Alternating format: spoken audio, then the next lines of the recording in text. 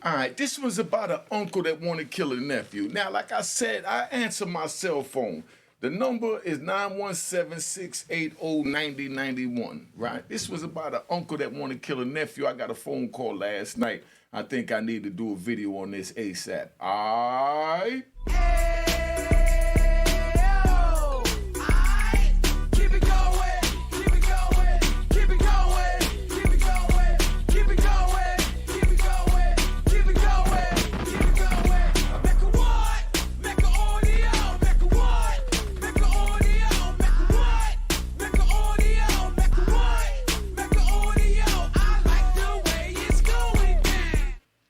All right, you know what it is. Unique Mecca audio, man. This one's about an uncle that wanted to kill a nephew. Check it out, right?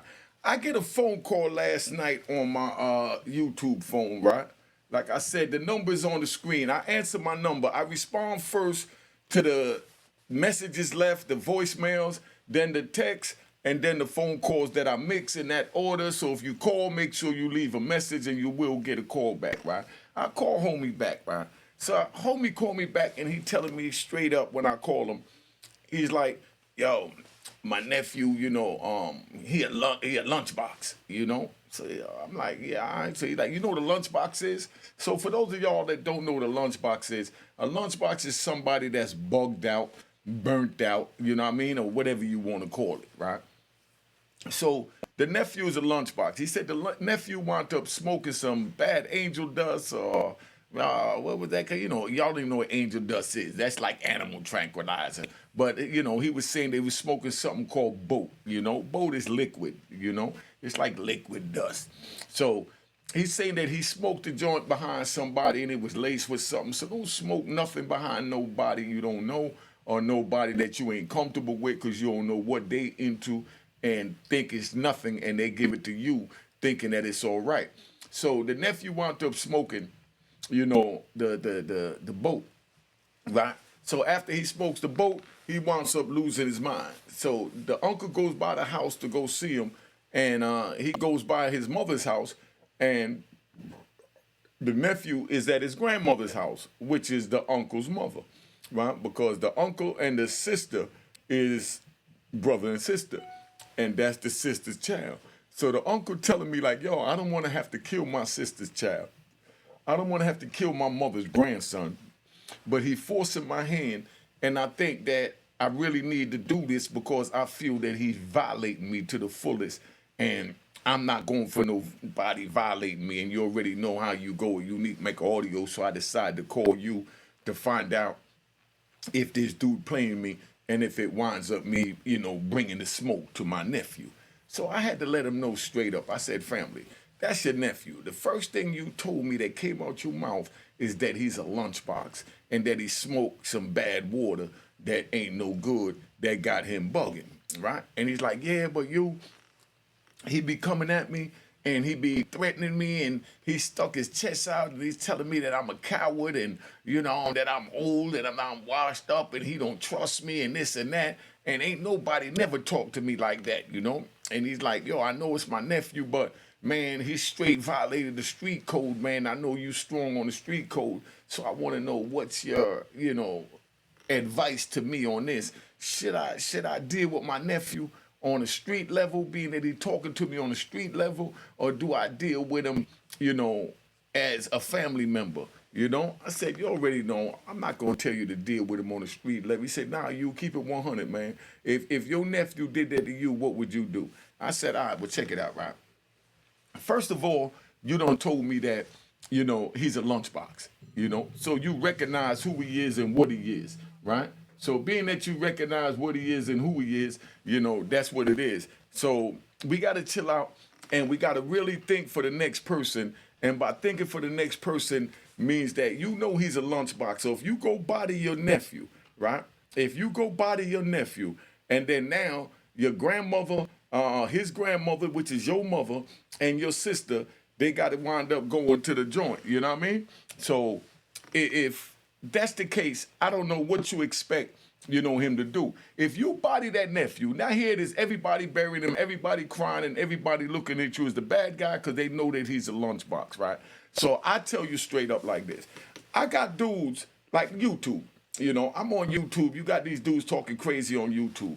Back in the day, if a dude talked to me like that, you know what I mean, straight up, I'd take his head off his neck. I'm, you know, not provoking violence, just telling you what it is. If a dude, this crap that they do on YouTube, right? The crap they do on YouTube, that they got the balls to do on YouTube, I mean, right off the rip, I'm telling you now, I would take their head off their shoulders, play soccer with their head. But I'm not promoting violence. Now I'm a civilian. I'm trying to roll in the right way, and I'm trying to stay out here. So I'm explaining to the nephew that if you want to wind up doing something to your nephew, it's going to come back to haunt you. Because, let me ride, man. Let me ride. Let me ride. Now, for me riding, right, I'm going to give you, I'm in Allenwood. It's a dude, he was real raggedy out the mouth. He didn't know how to act. Every time I turn around, he's saying something slick out his mouth. Because you know me, I'm an old gangster. So when they met me in Allenwood, a lot of these dudes was corner hustlers coming in. They wasn't kingpins. They wasn't really getting no money. They never even saw more than $10,000. I gave away $10,000 by the time I walked from Polo Grounds to 153rd Street. I done gave away $10,000. But, you know, y'all say, man, he don't give away 10,000 because that's where your mentality at. But you got to remember, when I give away 10,000 by the time I walk from 55th to 53rd, you know what I mean, in 8th Avenue, they're going to take that whole 10,000 and they're going to run right up the block to 154th Street that I was selling my crack at, and they're going to go spend it all back on me. So instead of me giving them crack, you know, I just give them the cash.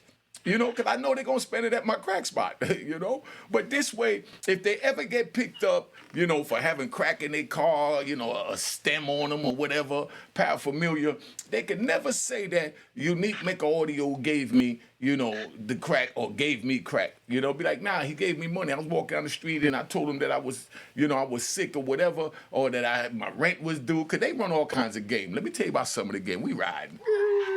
Let me tell you about some of the game. I had a dude, right? I ain't even gonna say his name. Yo, put it on mute, homie. You know what I mean? Put it on mute, put it on mute, put it on mute, put it on mute. All right? Yeah, talking to you. So check it out. Now, I had a homie that used to run up on me every time I go see him, right? He used to hustle, hustle outside the flower shop, right? And he sold weed. But every time I seen him, he'd be like, yo, you, check it out. You know, Poopy Doop was over here. He get ready to go down 115th Street. Then Johnny Blue came by. He going over there to 118th Street. And then I ran into Kenny Boo. He going over there to Ogden in the Bronx. You know, Ogden in the Bronx is where the dude Sheldon Johnson took the head off the head. You know what I mean? I had a couple of dudes over there, you know, Puerto Ricans used to sell the heroin over there when Boy George was over there in South Bronx. But, you know, my little homies up there was selling the heroin over there on Ogden, you know. So they over there. So he'd be like, yeah, I saw Pookie Duke said going to 15th Street. I saw Johnny Blue, he said going to 18th Street. I saw Kenny Rod, and he said he going over there to Ogden. You know what I mean? He said, man, but I'm trying to meet up with him, and everybody's going over there to Legends Lounge. You know what I mean? Or they going over there to Savoy Manor, you know? So I'm trying to get to Savoy Manor. Give me $20. He said all that to get $20. But he could have just asked me for $20. But he telling me about Poopy Doo, Johnny Blue, and, you know, Scooby-Doo, and where everybody's doing, but he did all that to get the money. But I know where his mentality is at, so I'm not going to get mad and say, man, you trying to run game on me, you told me all that to get $20. I just use that as entertainment. You know, he entertaining me. He entertaining me and he telling me what time it is. You know what I mean? He entertaining me and telling me what time it is. So I just don't understand what it is. You know what I mean? So, well, you know, it's like crazy because that's how dudes roll. But you don't want to feed into that type of thing. So, you know, let's ride back to homie. So I tell homie straight up, right? I said, dude, you don't want to kill him. I'm in Allenwood, right? Because remember, I'm riding. You know what I mean? Let's get the wheels going. I'm in Allenwood. It's a dude talking crazy out his neck. Every time I turn around, he's talking crazy because he's never been around nothing. Like I said, he never had more than 10,000 in his life. If he seen 10,000 at one time, it wasn't his. That was somebody's money that he collected that he had to go do what he had to do. So now, this the mentality. So I know the mentality of what I'm dealing with. So I can't get mad when he think I'm wailing when I tell him that, man, you know, I just got this nice little beige outfit with this plaid shirt. So I got to go get me a beige Mazda minivan to go with it because me and the homies going out, you know. And he be like, what you mean get a beige minivan? I said, yeah, I got to go get a whip to match my outfit. And you're like, a whip to match your outfit? Oh, you faking. Nobody do that. Ain't nobody getting money like that. But the whole point is he wasn't getting money like that. So being that he wasn't getting money like that, he's putting his morals, his principles, and his financial standings on me. So now I got to look at him and say, okay, I know what I'm dealing with, so I'm not even going to talk around this dude because everything come out my mouth, he's going to think that, that I'm playing my Jamaican card, that I'm Bunny Wailer. You know what I mean? That I'm wailing right now, right? So that's what it is, right? So he's sitting there, and he's playing these little games. And as he's playing these little games, right, they're telling me about Bunny Wailer and all this old crap that's going on. He like faking on me. So now that's the same thing. So I wound up putting the steel in him, So I put the cold steel in him. He felt that cold steel run up in him, and now he's screaming like a banshee. Talking about, yo, I thought we was cool. And he running all around the unit. Man, I thought we was cool. Why you doing this to me? Man, that's messed up, And this is where he's thinking. So now we both get locked up. They hit the deuces go off, whoop, whoop, whoop. So when the deuces go off, they come back in the block. Yeah, police come in, they handcuff me, handcuff him, take us to the hole, and we're in there. Now, he laying on the ground, they had to bring the stretcher in for him, right? Because I don't put the steel in him. So he laying down, and I get him in the hole, and he's like in the cell next door to me. I'm talking to an event, and he telling me that I lunched out because I put the knife in him. So I'm trying to explain to him, my dog, I didn't lunch out. You lunched out because you talked to me crazy. He said, man, but I was just playing. Now it's playing. You know what I mean? But when we in front of homies, you're telling me that I'm Bunny Wailer, and you're telling all these jokes about I'm lying, ain't nobody doing that, and this and that. But here you go, you laying on your back, right? So now he says, man, I'm laying on my back, and I'm looking up at the ceiling, and I'm counting the lights on the ceiling, and I'm wondering why you did this to me because I thought me and you was cool. Yeah, we are cool, but when you disrespect me, we're no longer cool. We cool as long as we respect each other. You follow what I'm saying? We cool as long as we respect each other. So the moral of the story is, he did all that. Now he laying on his back, he counting the lights, and he's saying that I'm a bad guy. So what I'm telling the uncle is, you don't want to wind up in that situation where now you got to have guilt right on you that you done gave your mama a funeral, your sister a funeral, and your nephew's dead, and you can't never talk to your nephew again. So I'm telling you now, you got to keep in mind, because the first thing you told me was he was a lunchbox. So if you know he's a lunchbox, you got to deal with him like a lunchbox, and that means don't take what he's saying serious. So I'm saying this for a lot of y'all out there watching this, right? Because I talk to my peoples, and I use everything for an example as far as growth and development, so you understand. You got to have empathy for the next person. You know that they burnt out. So being that you know that they burnt out, what you got to do is you got to fall back and you got to think for the next nigga. You got to think for the next nigga. You understand what I'm saying? Because if you don't think for them, you're going to wind up in a bad situation. You're going to wind up in my old cell, and you might even wind up in ADX in my old cell, and you don't want to go to ADX. I got my man Delroy Uzi. You know what I mean? Gunshot to Delroy. Let's give him 3 gunshots. You know what I mean? Delroy Uzi. Delroy Uzi, he's been in ADX from 1995 when I ran into him. I know Delroy from the street. I ran, and the crazy part is when we was on the street, Delroy was hunting, the posse I was with. I was with the, PNP, you know what I mean? And he was with the Jamaican Labor Party. So when the war was over in Jamaica and, PNP lost the war, so being that PNP lost the war over there, Delroy felt like anywhere we go in America or anywhere we go in the world, PNP owe him because he's, a JBL. Come on, man. The Jamaican Labor Party, that was in Jamaica. You know what I mean? I'm talking about, JLB. Let's get it right. JLP. You know what I mean? Let's get it right. Right? So now, I'm trying to tell you, right, my viewers, the same thing I told the uncle. You don't want to put yourself in a bad situation for something that you're going to regret because it takes a split second, not a whole second, a split second to lose the rest of your life. But he's like, I'm telling you, I go by there, he's sticking his chest out, he calling me a coward, he this and that. He said, man, what should I do? How would you handle it? I said, well, this is the way I would handle it, right? Because now, now I got the power. You know what I mean? I could tell him, man, I would body that nigga. And right now, you'd have saw on the news that an uncle bodied his nephew. So, I prevented, a body, of a uncle on a nephew. I said what I would do is I would talk to my sister, I would talk to my mother, and I'll tell them what's going on. And I'll tell them they need to call, their grandson and their son over so we could all talk.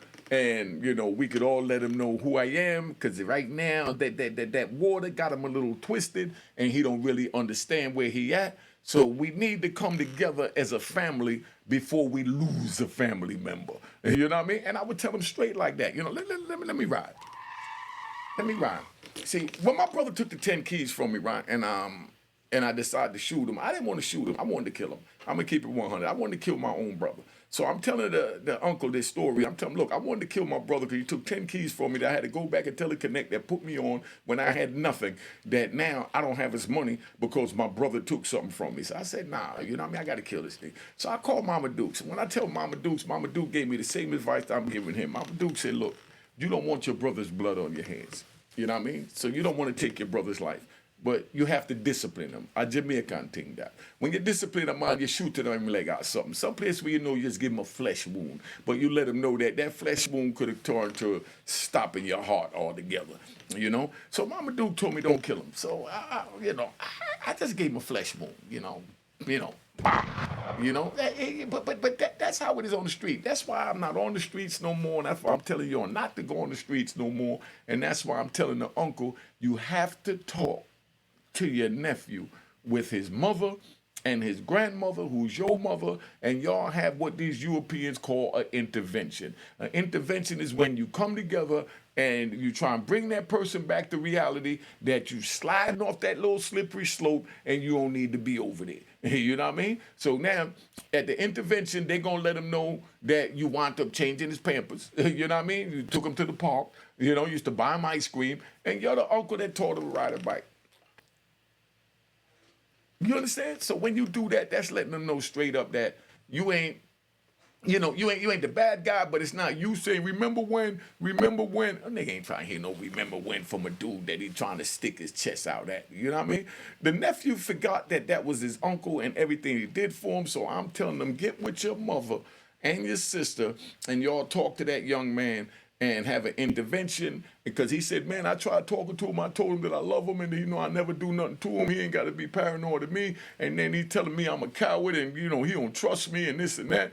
And I'm like, yo, forget everything he telling you, because he's not in the right frame of mind. So if you know he's not in the right frame of mind, why are we having this conversation? He said, man, you right, OG, you right. I said, yeah, because now you go kill him. He laying on the floor. You know what I mean? Just like the dude I had to stab for disrespecting me. That was my man. Laying on the floor, counting the lights in the penitentiary. You don't want your son, your nephew, laying on the ground, counting the buildings around him because you done bodied him. And he said, man, that make a lot of sense, you. I said, man, that's what we do over here at Unique Mecca Audio. Now, I say that because my Cash App is on the screen. Make sure you hit the logo. It says that it was created in 2020. If it don't say it was created in 2020, don't send a dime. I don't use a picture of me on the logo. So if you see a picture of me, it's not me. Right? They say I'm Reverend Knight because I'm my Cash App on the screen. No, I'm giving advice to save a life. I just saved this man a lifetime of turmoil from going through prison, from bodying his nephew. And you don't think that deserves a Cash App? Y'all put it in the comment, A man calls me and take my time. And the messed up thing is, he called me at 1:30 in the morning. 1:30 in the morning, I'm laying down, I'm watching the BMF story, I'm chilling, I done smoked my little joint, drunk my little champagne, and I'm cooling. And here goes a man calling me at 1:30, interrupting my free time and telling me about he wants to body his nephew, and I take my time, put BMF on hold to watch, this thing play out in my ear, how he's talking about how this thing go. So y'all tell me now, right? Y'all tell me now, does that deserve a Cash App? If that don't deserve when you tell me, and if you feel it don't deserve it, I'm going to tell you now. You's a rat, bastard, flip-flop, weird in public troll, and you definitely need 3 seconds to get off my channel. All right, and you already know the routine. Take that with you on the way out, you bag. You know what I mean? So that's where we at. So, You know, the moral of the story is you have to think for the next person. You have to have empathy. You have to think, why is this person doing this? Right? Let me ride one more time before I go. Let me ride one more time. I'm in ADX, right? As soon as I get to ADX, I'm even gonna tell you now. I meet my case manager. So when I meet my case manager looked through my record. He said, "Oh man, they done killed your brother. You know, they done took you from having $1 million clubs, put you in prison, having over 30 cars. Now you're in prison, and you know, they killed your brother." You know, so now you jumped on the police. You know, he said, "What you do is right." Yeah, he said, "What you do is we're gonna send you to the psych." I said, "The psych?" I said, "Look, if I go to psych, I'm not taking no medication. It's my first time dealing with them 88." I said, "I'm not taking no medication." He said, "No, you ain't got to take no medication. You just got to go there and talk to them. It's all I'm recommending." So I go to the psych. When I talk to the psych, what the psych gave me is, he said, "Look," he said, "you have to put yourself in the next person's shoes." He said, "Before you allegedly stabbed these police in Lewisburg, you should have asked yourself, right? Why is he talking to me like that? Why is he coming off like that?" You know? And that would let you know right there. So he asked me, "Why do you think he was talking to you like that?" I said, "Man, I don't know. I think he was trying me," because that's where my mentality was at. Bottom line, he was trying me. I ain't trying to hear nothing. So he asked me, you know, "Well, how long has he been working in Lewisburg?" I said, "Man, I don't know how long he been working." He said, "Okay, how old was he?" I said, "About 24, 25." He said right there, 24, 30, 25, and you 31 years old.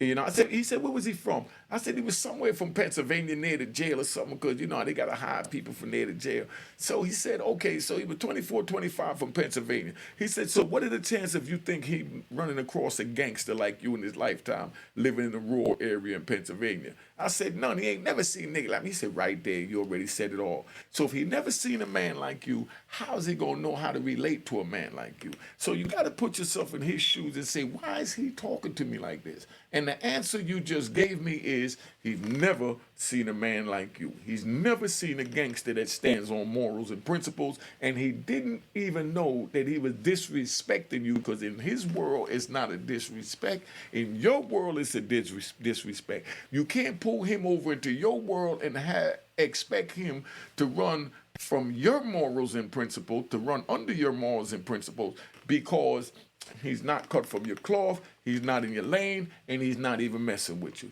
And I said, "Yeah, but, you know, the way he talked to me and the way he did my homie, when my homie was down and da-da-da." And he said, "Yo, but bottom line is, you just said he's 20-something years old, never seen a man like you, so how does he know how to respect or respond to a man like you?" I said, "Then why they got him working in the jail?" He said, "Because that's all they had available," you know? So now he said, the moral of this meeting right here today, our first meeting, is empathy. And that's when he taught me the word empathy. And that's why I'm teaching y'all that word. Empathy is when you put yourself in the next person's shoes and you think, you know, why are they doing what they're doing? You got to emphasize with them. Empathy is, you know, is like sympathy. Sympathy is when you feel sorry for somebody. Empathy is when you put yourself in their shoes to see why they're feeling or reacting in the way they're acting. I said, damn.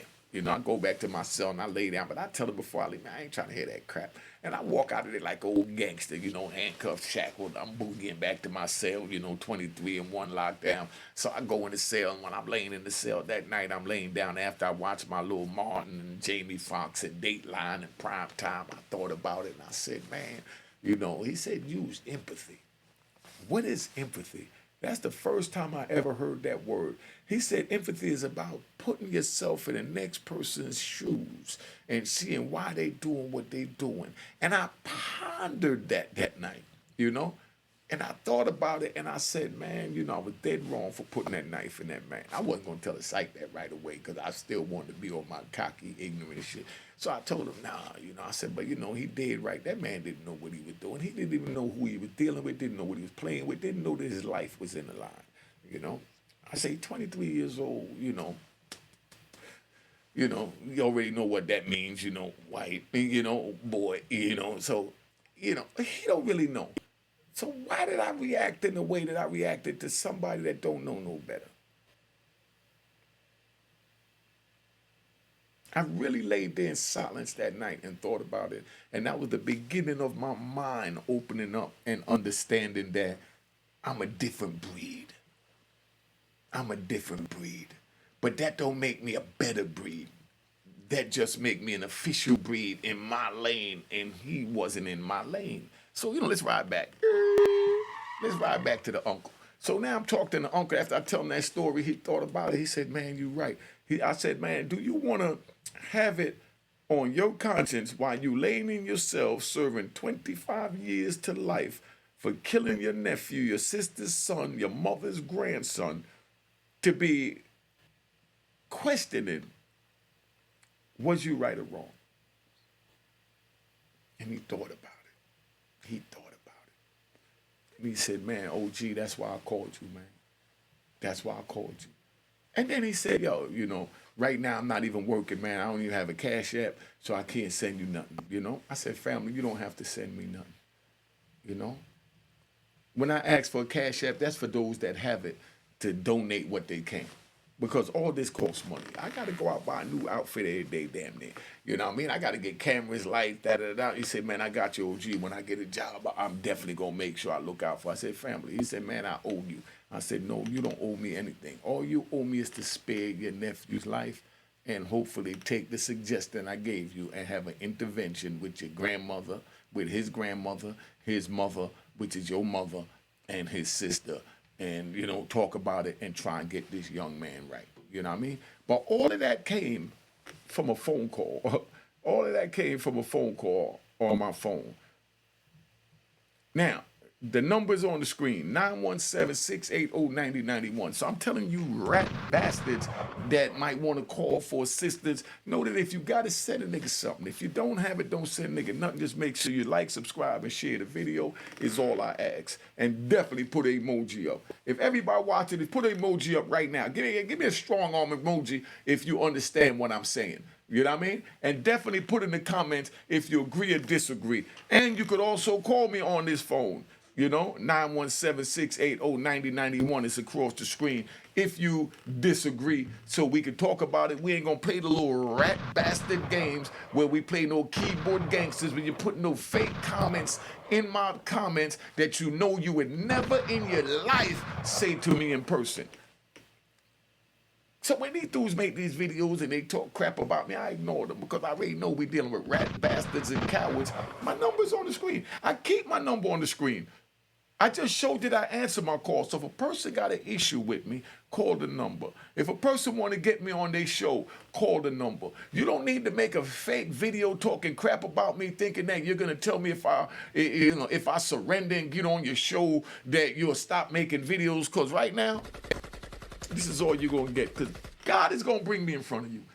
Just letting you know, God is gonna bring me in front of you. God been blessing me. God saved me when I got shot 4 times. I had to jump off a building. God saved me after my brother died and I was gonna lose my mind. God saved me when I stood in front of that judge and got sentenced to life plus 20 at 29 years old. God saved me when I had to do 23 and 1 in ADX Supermax Florence for 5 years. So why ain't God gonna save me now? God haven't forsaken me yet. God is going to bring me to you. God gives me everything I want. And then it's between me, you, and the devil when I catch you. That's all I'm going to say here. Other than that, we ain't got no problems, man. Like I said, I laugh at that because I already know these dudes not going to say none of this in your face. Oh, we don't do that. But like I said, my book is on the screen, A Roar in Harlem. You can cop the book at aroarinharlem.com. Or you can call me at 917-680-9091. When you use that number, know that my time is valuable. So if you're not calling to buy a book, you're not calling to give a donation, don't call me to try and keep me on the phone for an hour because you don't know if I'm laying back watching BMF at 1:30 in the morning or what I'm doing and you calling me and you sitting there and you got a pocket full of money, you know what I mean? Or you got a Cash App full of money, but you don't want to send me $1, but you want to take up an hour of my time. But when you go to work, you want to get paid for your time. When you go to the restaurant, you want to tip these Hooters chicks or these IHOP chicks or these Wendy, wherever you go, you want to tip them, but you want to come here get free advice that could save your life, and then here you go talking this crap. We don't do none of that. You know what I mean? We don't do none of that. But like I said, this channel is a peace channel. My joint is not about getting a bunch of views. It's about giving these powerful messages that could save your life. I saved the uncle from killing the nephew, and I saved a mother and a grandmother from having to go to a funeral and possibly disowning a son and a brother for killing a nephew and a grandson. Or should I say a son and a grandson? You see how we do a Unique Mecca audio? It ain't that hard. It ain't that hard. Put in the comments what you think about this video, man. And if y'all see a video or a topic or something you want me to speak on, send it to the phone number that I just gave you. It's getting ready to come back on the screen. Send me the link. Don't just send me, say, hey, check this out. Man, I don't have time to go looking for something that you're sending me. Send me the link to what you like. Send me the article to what you like. I'll give you my opinion on it. It's not that hard. Let's work together. My man told me, right? I'm going to give you one more ride before I go. My man gave me a jewel. I'm locked up. I talked to my little homie that I raised, taught him how to rob houses, not bragging about it, but it is what it is. I had nothing else to give him because I couldn't read or write. So I showed him how to get money kicking indoors. So we go kicking doors, we do what we got to do, but now I'm locked up. I get in touch with him, and when I get in touch with him, he say, I got $200 for you. You know what I mean? I said, bet, send it to me, Western Union. He said, now, where you want me to take it? I said, nah, it's easy if you take the information, send it to Western Union. He said, I'll do anything for you. I just got in touch with you. Anything you need, I'm going to do for you. But don't put me out my way to do what I have to do for you. Make it as easy as possible, and whatever you need, I got you and I will do for you. So he said, just tell me where to take it. I'll put it in an envelope and drop it in a mailbox or wherever. But don't expect me to write down there where it's from, where it's to, where it's there. I don't have time for none of that. Make it as convenient for me as possible, and whatever you need, I got you. So when you reach out to me, make it as convenient for me as possible. When you get me on the phone to get to the point, I know a lot of y'all be like, oh my God, I can't believe you understand. Understood, because all these rat bastards on YouTube ain't never put their number up.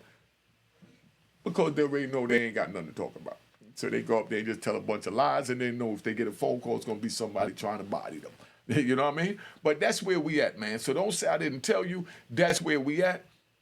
Stay tuned. Subscribe. Like this video. Hit the notification bell and share this video, man. And remember, again, I do answer my phone. I'm going to stay on long enough for that thing to roll around and give you my phone number one more time so y'all understand. You got a beef with me, call me. If you got a beef with me and you call me, we talk about it. Either we try and resolve it or let me know where you want me to meet you, or we deal with it like that. Not trying to go there, but if that's where it got to go, we just got to nip this thing in the head and get it out the way, because I'm not going to go to sleep knowing that, man got an issue with me and, he want to see me. And come on. Sometimes I got to think for your dumb ass too. You know what I mean? Just letting you know. But there goes the number on the screen, 917-680-9091. This is my iPhone right here. I went and got a brand new iPhone. You don't think I should be compensated for spending my G plus on this iPhone just so y'all could call me? Remember, leave a message. If I don't answer, you get a call back first. Leave a message. If I don't answer and you get a call back first, a voicemail, and then text me and tell me your name, where you from, and then we go from there. And that's the second thing I respond to. And the third thing is the phone calls. Because if you call, I don't answer, leave a message. If you leave a message, that means it's important. If you don't, that means, it's a wrap. So, that's where we at. Just so you understand, man. I'm about to tap out. Been on here long enough. Let's get this. Cop the book of Roar in Harlem at aurorainharlem.com. aurorainharlem.com. All right? Cheers, toast the crime, the crime, the crime, the crime, the crime.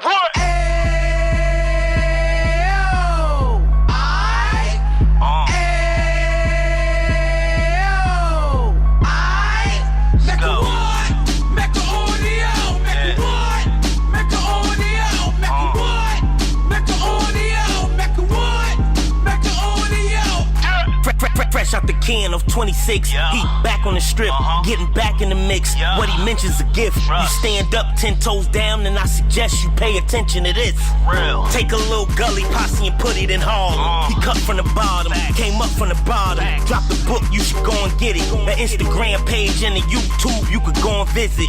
Then you could consider yourself LinkedIn. Sit front row and get Jews from a kingpin. How he went through it, so you ain't gotta go do it. To not pay attention would be stupid. Talking about a man man that probably put your grandfather on. Probably the reason that him and your grams got along. A man that generated millions on the block, did his time, never squilling to the cops, make an audio.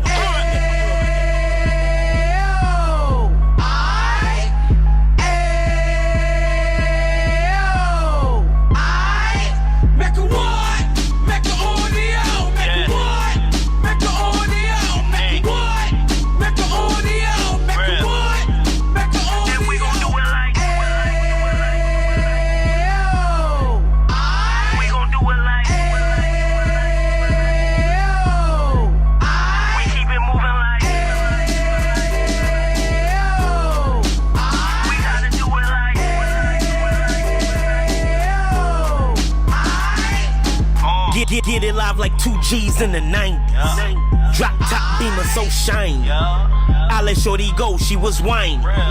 Treat her like my past, she behind me.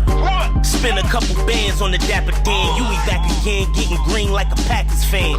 No cap, it's a roaring uptown. They be horn uptown, Dominican bust downs. Now we on the positive, we got a lot to give. Now you trying to stop the kids from being inoperative. So take heed, homie, lend a ear. He started in uptown, he gon' finish dead. But now it ain't about selling drugs, buying cars. It's about buying property to make the community ours. So we can give back to the youth them. Cause they the truth them. And bless up to all the root men.